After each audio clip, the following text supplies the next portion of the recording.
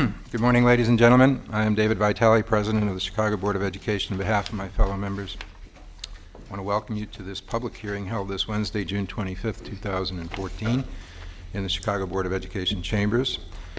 The meeting is to receive public comment on the proposed waiver from the Illinois State Board of Education to allow the district to allocate supplemental general state aid funds using current student enrollment information.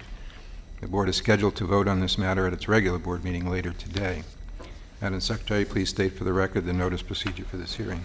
Thank you, Mr. President. Notice of this hearing was posted on the cps.edu and cpsboe.org website on June 9th, 2014. Notifications regarding this hearing were also sent to union representatives and state legislators representing Chicago on June 12, 2014.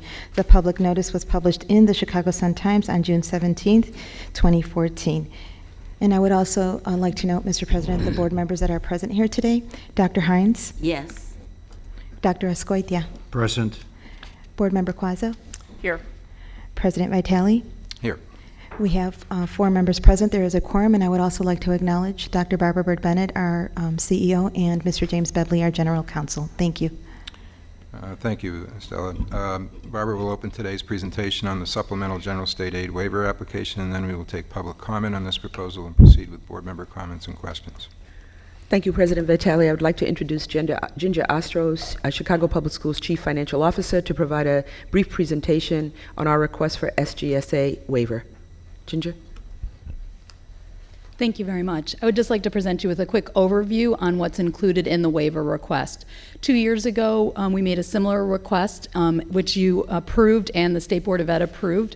What it does is, for the $261 million that we must give out to our schools based on low income status, it allows us to use the current year number of students eligible rather than the prior year. Under current administrative code, we're supposed to use the count from the prior year, and this disadvantages schools and students because you don't have the actual number of students during the current year, and for new schools, there's no count for the prior year. Therefore, we believe that the waiver that we are requesting is more fair and equitable than what's under current practice, and we would encourage the board to support and approve the waiver.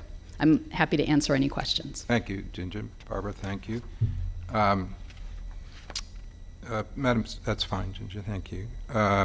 We will now proceed with today's public comment segment. My records show we have nobody registered. Thank you, Mr. President. That is correct, and I would just like to state for the record that we were taking registration for the public hearing this morning between the hours of 8 a.m. and 8:30 a.m., and we had no one register. Okay, at this time I'd like to ask my fellow board members if they have any questions of the management. I just have one. Do we have a figure in terms of what each student will be getting for the state grant? Yes, it's about $780 per student. Obviously, we'll know the final number once we have the 20th day definitive count. enrollment. Thank you. Yes. Other questions? Just since this change seems most fair, is there a way just to make it permanent? It has to stay in a waiver process every 2 years?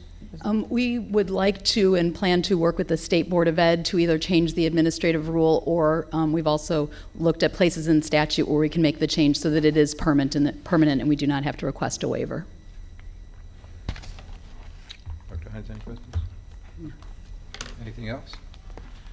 Okay, this concludes the Supplemental General State Aid Waiver hearing. I'd like to note that the regular monthly board meeting will convene at 10:30 this morning. Thank you, everyone.